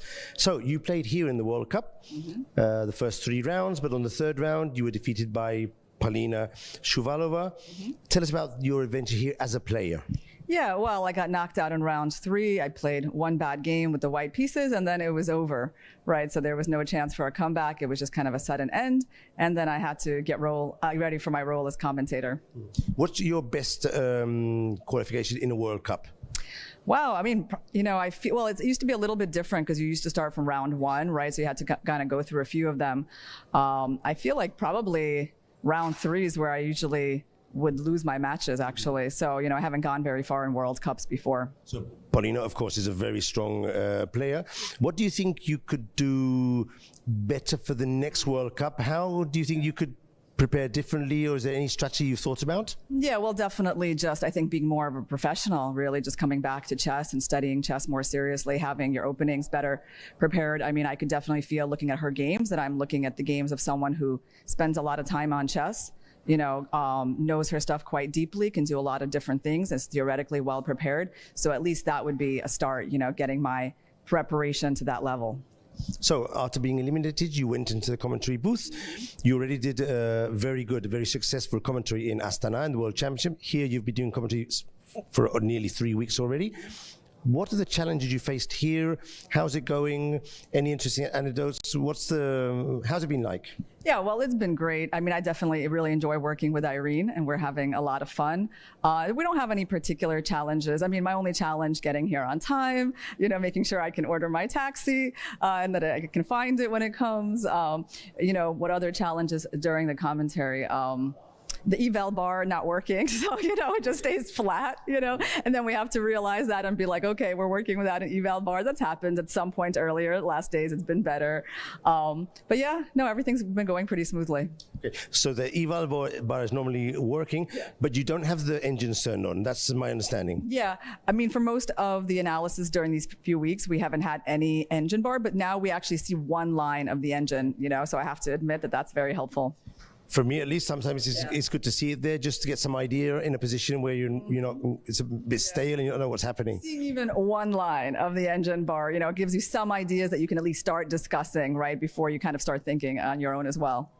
So you were telling me before that you're traveling to India after this tournament. As a chess professional, you're jetting all over the world. Tell me about the tournament you're going to play. Yeah, it's the Tata Steel Rapid and Blitz for women. So it's going to start at the end of August, and it's my first time playing that particular event. And my final question, so are you planning to do a chess career as a commentator, as a coach? I see you have a YouTube channel as well. Yeah. When you finally decide to hang your gloves, using a boxing expression. Well, the funny thing is I have to clarify, I'm not exactly like a chess professional. So, playing tournaments, even though you've seen me around a lot this year, is not actually like the main way I make my living. So even though I'm kind of considering, doing it more, coming back to it, more now. But yeah, so the question is like, when I retire from chess, you can say this, in partly it's already happened, right? And I am doing a lot of different things, a lot of coaching, some of this commentary stuff. Would I try to develop a career as a commentator? I think it's not something that I would try to develop, like it either just happens or doesn't, right? I enjoy it. I mean, obviously I love sitting here, being at the center of the chess action, getting to witness all the most important moments happening in the chess world and working with great people. And if I get a chance to do more of that in the future, I think I'll be happy. Irina Krush, not only a fabulous chess grandmaster, but very successful as a commentator. I, for one, enjoy a lot your commentating. Without the engine, a very refreshing view on the best games in the world. This afternoon, all the attention was on the first game between Magnus Carlsen and Praggnanandhaa. Playing with white, the Indian surprised his opponent with the English opening. Slightly under the weather due to food poisoning, Magnus took his time to find the best defense, finally equalizing comfortably. He will enjoy the white pieces tomorrow in the second game. In the fight for the bronze medal, local hero Nijat Abaso defeated Fabiano Caruana with a crushing kingside attack, taking advantage of a massive blunder by the American. He will have to regroup fast to try and tie the match tomorrow in the second game of the final.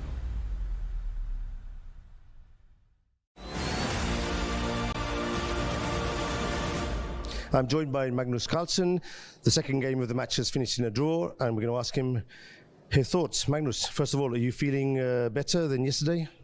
Yeah, I'm feeling a bit better. Very grateful to the organizers and FIDE and to the doctors and nurses as well yesterday who got me some good treatment. So today I'm feeling a bit better, but I still didn't feel like I had the energy for a full fight. So I thought,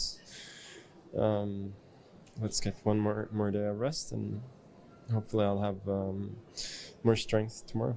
Yeah, that's good to hear. So this means tomorrow you'll have to fight for the title in the tiebreak. What do you expect for the match? Yeah, he's already played a lot of tie breaks against very strong players, and I've played him a bunch in Rapid before, so I know he's very strong. But if I have some energy, if I have a good day, then obviously I have good chances. Good luck. Thanks a lot.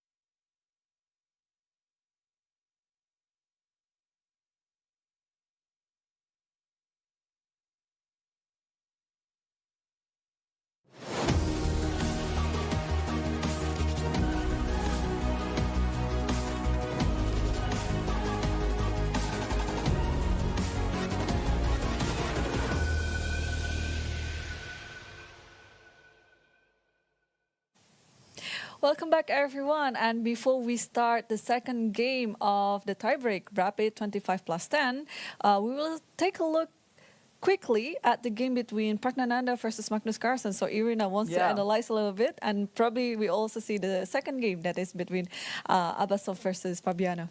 Yeah, well, we just saw a really exciting end to that game. Basically, a very tense game throughout that got decided, I think, basically due to Prague's time trouble. Right. And also Magnus's endgame skills and his ability to put his pieces on the right squares. Right. So, but let's see how things went downhill. I mean, you know, the thing about this game is that Magnus, once he saw that Prague was getting low on time, he just kept speeding up. Right. He kept putting the pressure on him, and he used that advantage rather unmercilessly. Right. I mean, that's the thing when you're playing in the shorter time control, right? You're not only playing chess, but you're also playing against the time situation. And Magnus is a very experienced player in both Rapid and Blitz, and even in Classical as well, yeah? Okay, so let's see after this rook e6. Okay, let's go here. Like the first quite nice move that Magnus threw in was this intermediate move, rook f6, that allowed him to improve his rook without actually having to protect his knight. So basically, white has a choice here I think he chose to capture, but that actually improved the knight. So, I mean, you could go, I guess you could go knight f6 right away, but then you can see the difference that you have this rook, which is just kind of unnecessary and passive, still on the board. So rook f6 was a nice inclusion. Perhaps, white needed to do something different here than trade. I don't know, maybe he should have avoided the rook trade, maybe gone here. But of course, then the knight is able to come into c5, and it's still a game. Or maybe he needed to kind of come out with the king to protect the rook. It's also possible. But he traded. Okay, so that was accomplished by black. He got rid of the rook. Then white played b4. It seems quite reasonable. Not a forced move, but basically it didn't seem like a bad decision at all. And this was where I started to really kind of like what he was doing, because he started playing moves that were not that obvious to me. And also it was just the speed at which he was doing it, right? Just like king f8. Yeah, the king finds the square in the center to control the infiltration squares on the d file. Very helpful. As soon as you see that, you're like, oh, that's a classy move, yeah? Yeah, but I think it's also because Magnus is playing with a concept.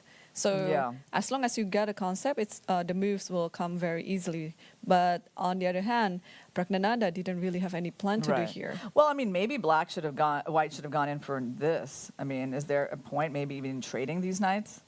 Because at some point those knights started hopping around a lot. Like, I don't even know what exactly would Magnus do here. Like, what would his judgment tell him?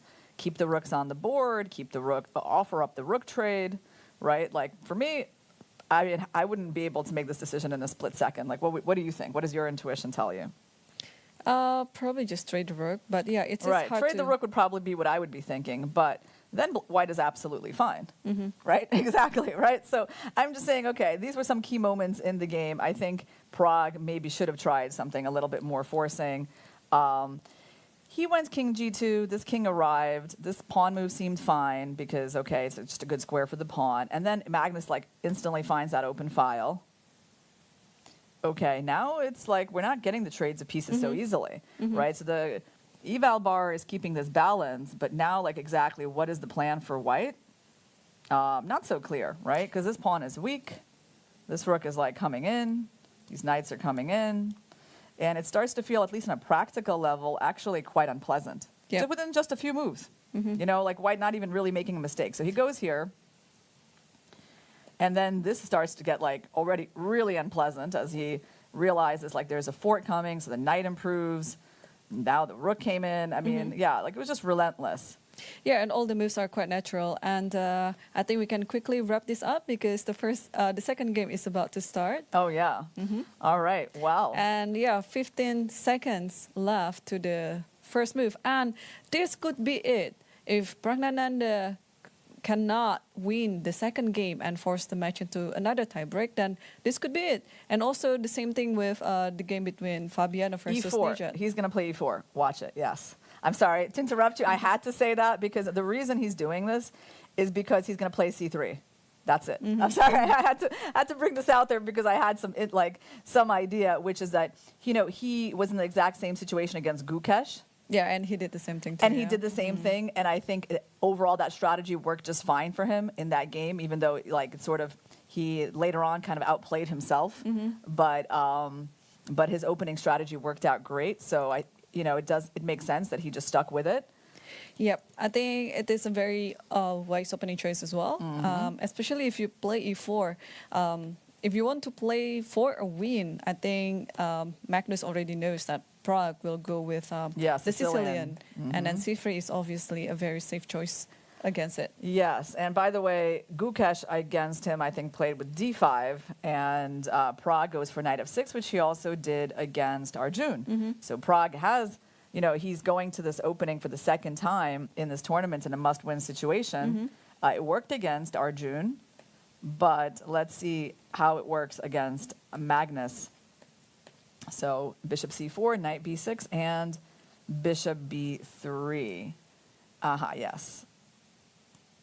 Now, the d5, I remember, is the main line with e takes, queen takes, and I think castles, bishop e6, and all of that stuff. It's very dangerous to take this pawn. Right, you because, just, yeah, I guess white just has a ton of compensation for the pawn. They have better development, more space. So normally black is playing d5 here. I guess he can play d6. It could be the same thing.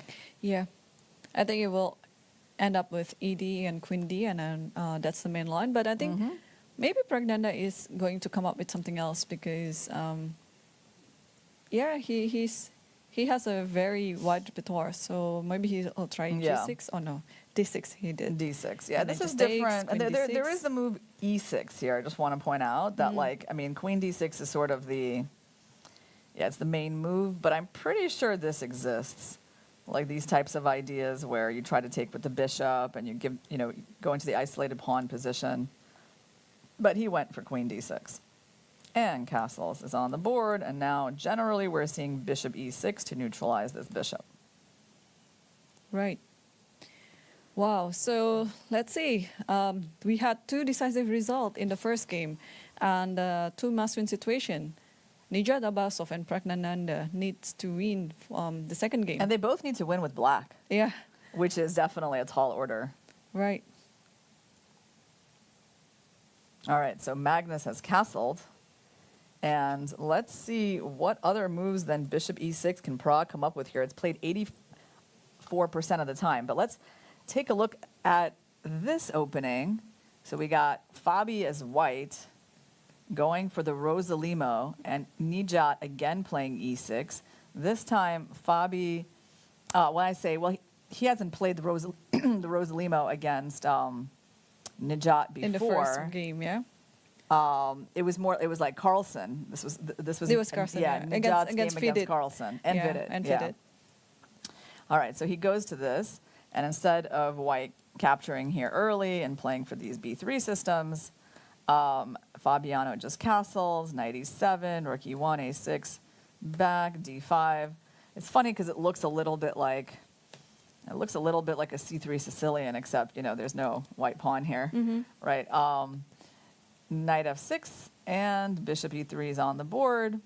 Okay, well, I mean, it's very solid for white, and there's just, he's encouraging a bunch of trades to happen on that square, solid structure, no, I mean, small imbalance in the pawn structure with the pawn majorities being on different sides of the board, but basically, when you need to make a draw with white, this is certainly a good strategy. Right. So, yeah, I think it's both players, Magnus Carlsen and Fabiano, they're just two experienced players, and they know exactly what type of situation they're in, whether they have to play for a draw or they have to win. And, yeah, their opening choices show it a lot. Right, so Nijat lashes out with knight f6, knight g4, but probably this bishop is just going to move away. And this is definitely a risky move for black, right? Moving the same knight in the opening twice.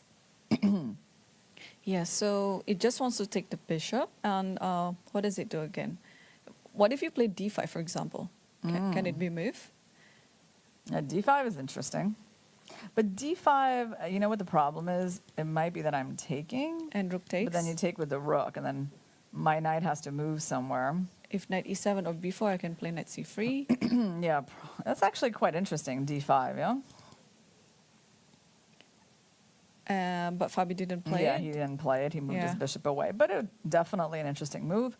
All right, he just went bishop g5. I think bishop e7 was played. f6. f6 was played, okay. And where's this bishop going to go? It's not going to go anywhere. d5. Bishop f4. Oh, bishop f4. d5 was actually a powerful option as well. Now, the point here is that, well, if you take with the knight, then you lose that knight in the end. And if you take with the pawn, I think just... You can take with the pawn. It's actually a little strange that Fabi, but then h3, right? Maybe he's trying to play against this knight. Oh, you still can take on d4 and then take on... But it's a bit risky because there's e5 too. Yeah, you mean like there, but yeah, then the queen would take, and then there's that, yeah. So I think he's going to go h3 here. Meanwhile, should we take a little look at Magnus's board? Okay. We've had some events here, and The first big one was that Pragg did not go for the main line with bishop e6. He went for bishop f5. I mean, we're kind of waiting to see where he would deviate because he needs to, right? Try to get off the beaten track and get a game out of this. And after bishop takes, knight takes d4. So we're going for an isolated pawn position, but we traded off a pair of knights. Pawn takes, and e6 on the board. So this is not the first time in this tournament Magnus has had an isolated pawn position. He also had one against Gukesh, where at some point it sort of started working against him. So e6 and knight c3, bishop e7. And now, yeah, Magnus is still thinking. And he's Queen ahead f3. in clock. So Yes. queen f3, and then pretty much I think just develop the bishop on c1. Yeah. This has been played in some games of good players, this whole position. Pierre Rune Robson, there's an older game, Lautier versus Polgar in 1993. Rosenthal is Bolagon. So this is not like some new position. And queen f3 is the most popular move, like by far. So what do black players usually do here? They either castle or they try to defend this pawn. So if they castle, Do you take the pawn? could take the pawn, or we just play d5, which is actually what he's going to do. I actually have no doubt that Magnus is going to play that move. d5, yeah. Yeah, why wouldn't you? In a situation where you need a draw, you can play that and then just trade off everything, and it's going to be a draw. So actually, this is super solid. By the way, I have to say this is an example of, again, smart preparation, right? Like, because he can start with any first move, right? He starts with e4 because it's like the most forcing castles is on the board. So is my prediction right? Is he going to play this move? We'll I think see. so too, yeah. Yeah, d5 will just offer many trades there. Yeah. A lot of pieces going to be traded. And he did, yes. Yeah, it's too, like, even if it wasn't, even if this move was better, objectively, you still wouldn't You play still it. play d5, You would yeah. still play d5, yeah. So yeah, so what I was saying about like smart preparation in terms of like choosing the right first move, you know, he narrows his opponent's options. He kind of pushes him into the Sicilian, Yep. right? Because you can sort of predict he'll go for it again. And then he has this c3 Sicilian weapon, which is also kind of narrowing the options. And he goes for these kinds of positions which are very solid, right? So really like not giving his opponent a chance. To mud the water. Yeah, exactly. Good expression, to muddy the water. Yeah, it's quite smart. Yeah, but also it's an advantage of being a very universal player. Yes, yeah? I yes. mean, I'd like to have such a smart preparation as well. Yeah, but you have to know how to But play I have to all know, these types yeah. of positions, know all the Exactly. theory. Yeah, of course, it's not Exactly. easy. It's It's like not. it's not. It's like you're able to be smart because of your amount of chess knowledge. Yes. yes, you're able to move around when you need to. Yeah. So d5 is on the board, and it's posing some problem for Praggnanandhaa because, well, if he's not in a must-win situation, the position is totally fine. Yeah. But he needs to avoid some trades. But if he's avoiding it, white will just stand better. Yeah, I mean, right now we have moves like queen d7 is the most popular, bishop f6. But the thing is, like, we're just going to be taking here, right? Yep. I mean, okay, you can throw in some other moves, maybe rook d1, bishop f4 could be an idea, but then there's maybe like e5, Oh, and I think you can just pull back, yeah, pull back. and then rook e1. Yeah, Yeah, that's what I meant. fine. If you're trying to Yeah. avoid it, it's So this game is likely to be less exciting than the first one. well, yeah, you're right. But I think Praggnanandhaa will try to force the matters. So we will see. He's known for being a very creative player. Yeah. So I'm sure he will come up with something up on his sleeve. And yeah, he's thinking right now. So we might expect, like some sacrifice or something like that on the board. Like sacrificing this bishop. Yeah, let's sacrifice it. Yeah, no, I mean, okay, it's hard. He's got his work cut out for him in terms of trying to keep this complicated. Because again, it's like white can probably try to play this position for an advantage, but certainly like just to make a draw like shouldn't be that hard. I mean, like we saw that when he needs to, like yesterday when he wanted to, he played for a draw quite easily as white and kind of took on a very, uninspiring endgame and still made that draw, right, without any problems. So, yeah, we'll see what Pragg is going to come up with now, but certainly the way Magnus has steered this game is unpleasant. Right. It's very unpleasant to be in this position when you're like in a must-win situation. Yep. Also, in a must-win situation is Abasov, which is currently worse against Fabiano. Okay, so he did attack the knight that had wandered in to g4. He sent the knight to h6. Then he captured it, so black's pawn structure is a bit messy. And then he went knight d2. So his plan is simple. He wants to go knight b3 and take the pawn. Mm-hmm. Yeah, and using the fact that the king is still in the center is going to be very weak, yeah? Yeah, I like this idea. Just knight b3, and you just develop this bishop somehow using the diagonal. It would be a dream if you can put the bishop or the queen on h5. Yeah, that's definitely the big square. So he has to go bishop. Did he go bishop c5? No, he didn't. He went for something else. I was thinking he'd go for bishop c5 to protect the pawn. He went for b5. Okay. Oh, I guess I don't even understand that move that well. I mean, I guess he has hopes of putting the bishop there, but first he needs to make sure he doesn't hang the pawn. So a4 was just instant by Fabi. Mm-hmm. Very thematic. Yeah. Interesting how that was instant to him. Like, for me, it would not be so obvious. Like, I would think, like, why not knight b3? You know? So, like, this is where I would spend my time, right? For him, it's just like a second. It would be interesting to ask him, like, how do you know, like, within a second that this is a better move than knight b3? I think you still preserve the idea of knight b3, while at the same time you have this free file for the rook, and could be useful around the 7th rank later. Yeah, yeah. All right, so after a4, Rook b8, rook b8 was played. No, of course, now it's nice because he also, this is a weak pawn now as well. So now just knight b3. Wow. So poor Nijat, like in a lost position, in a must-win situation. Yeah, but I like what he's doing. He's trying to, keep the pair of bishops. It's a quite imbalanced. Look at the pawn structure. It's very unusual. Yeah. So something like this, if your opponent is unfamiliar, it could confuse him. Yeah, and I'm thinking like, oh, right, you're right. Like if you can hide the king here, get the bishop on the long diagonal, get the rook to the open file. I mean, there are scenarios where... There are scenarios, yeah, there are scenarios. Like, I mean, white has to be a little bit careless to let all of that happen. But, I mean, of course, there is some potential for black's pieces, so... So the position is better for Fabi, but it's still quite wild. So let's see if there's any development in the Magnus' game. There is. All right. So what did Pragg come up with? He went bishop g6, which I think is not actually even... a very popular move in this position. Like, it's barely been played. Let's see if there's been any top players going for this. I see just one game. I think Raja Harshit did this in 2017. All right, so he played bishop g6. A bit surprising. Yeah, I think Praggnanandhaa just wants to keep all the pieces on the board. Well, yeah, but like, look what happens now. Now he gets a weak, isolated pawn. Man, Magnus is just steering this game like exactly in the direction he wants. So he goes queen e2, pawn's under attack. King h8, queen takes. King h8, he gave up the pawn. Then there was a queen trade and bishop c5. And wow, yeah, no, this is going to be just, I mean, he's not even letting him get into the game.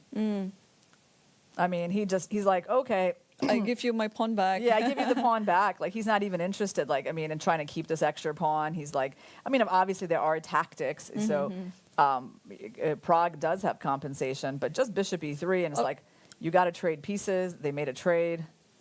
Or maybe it cannot be taken back, because after takes, how are you going to take this pawn back? How are you even getting this pawn back? Because there's maybe bishop rook f7. f8. Bishop f7 is always there.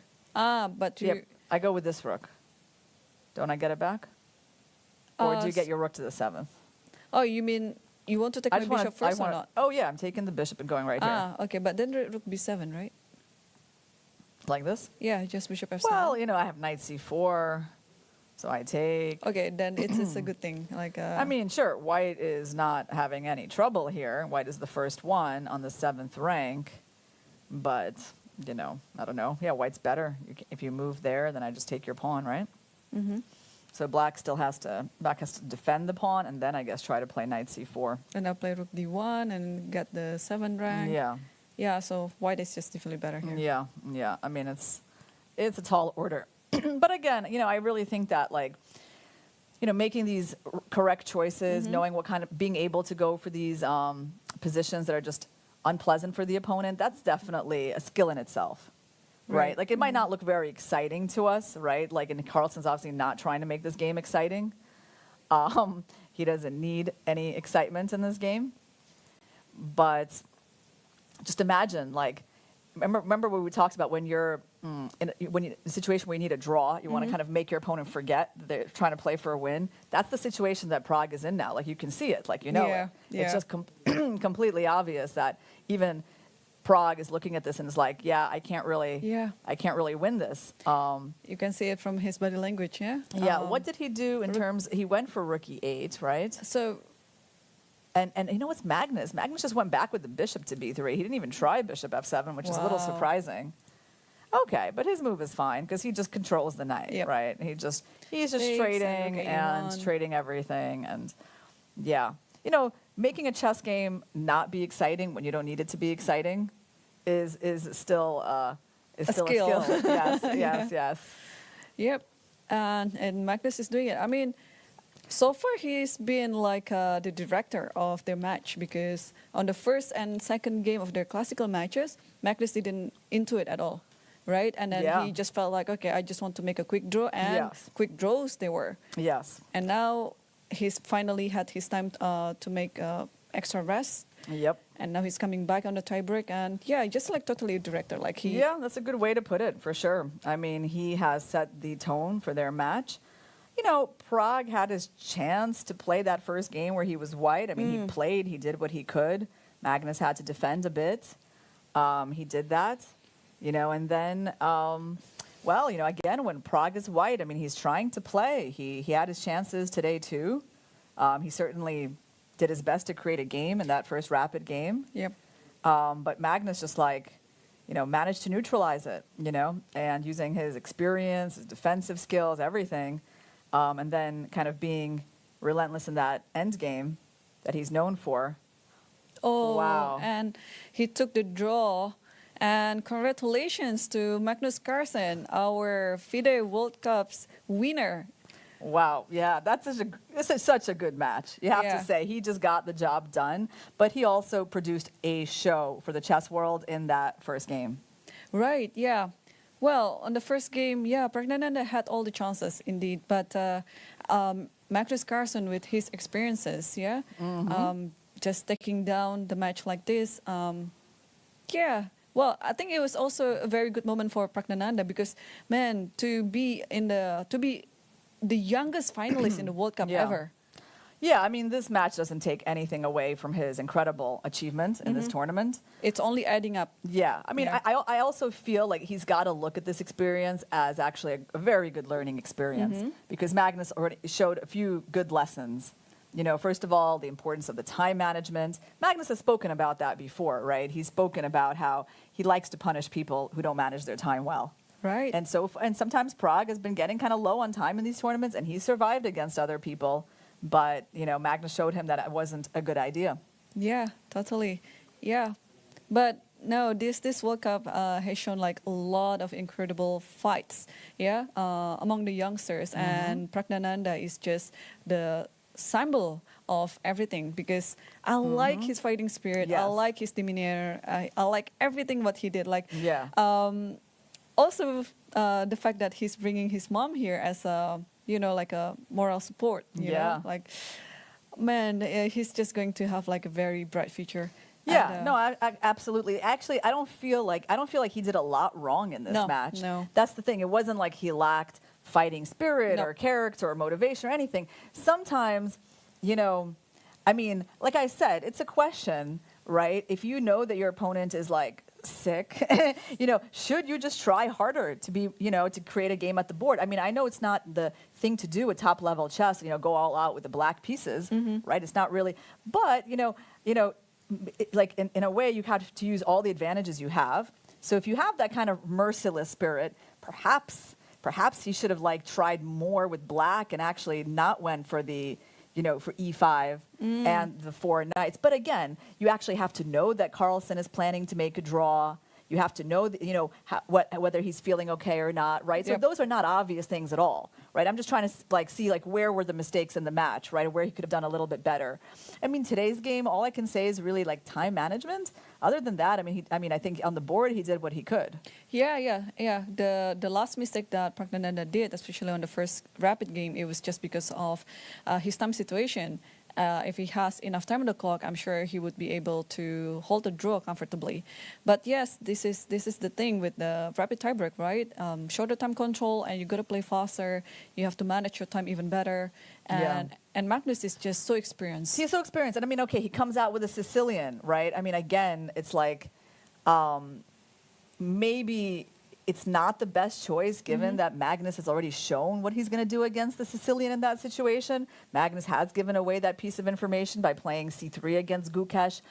But again, it's maybe Pragg hasn't prepared for this scenario where he loses with white. Or maybe he doesn't, know what else he can do in this situation where he needs to win with black against someone like Magnus, right? So it's also an experience thing that it just takes time to acquire, right? It's not like Magnus became like this overnight, right? Yep. He's been the world #1 for the last 14 years or so. Yep. But anyway, congratulations to both players for showing us a very good chess, very good match, and very instructive ones as well. And let's quickly see this one. This is a must-win situation for Nijat Abbasov, which is currently in the losing position. I was hoping it's a must-win situation for Fabiano Caruana because he has good chances to get that win. But unfortunately, this is not the situation. It's the other way around, where black needs to win, but okay, he's about to lose the extra piece that he has, right? And by the way, I think this king is feeling a bit cold. Yeah, totally. Left out, in the rain. I don't know how else to describe the situation. He needs to he's actually just getting destroyed, isn't he? Everything is coming in. the center. Yeah, exactly. Yeah. Maybe he needs to wrap up this game quickly, so prepare for our next interviews. Well, I think he will do everything he might, but yeah, this position looks very hopeless. We can see from the e-file bar, it's just going to the roof. And okay, now Fabi has it's not a piece up, but still a very much dominant position. Yeah, so okay, Nijat trying to keep the d-file closed makes a lot of sense. I think we forgot to even mention there's a hanging pawn here. It's even worse than I thought. Yep. Because there's that. And again, a potential of rook a7. Yeah. Or you can even throw in knight c5 too if you want. Yeah, this is really the ugliest position I've seen this whole tournament. I don't know. Do you want to disagree with that, Irene? I'm trying to recall my memory about all the games here. Yeah, but this is certainly one of the worst ones, right? You don't see this every day. So rook a7, rook b7. Yeah. Takes. And I think he's going to go for d5 or something. Maybe he'll close up that bishop. No, he went for knight c5. Yeah. Okay. Yeah, by the way, if you take it, the queen holds the rook, so he's threatening the bishop and the fork. So bishop d5, I guess, is going to be on the board. Or, I don't know. I would try bishop d5. Yeah. And maybe now it's time to take the pawn. And also there's another little guy here that we can take at some point. And then if I think we take there, we threaten knight d7. So now but then if you take here, maybe there's king g7.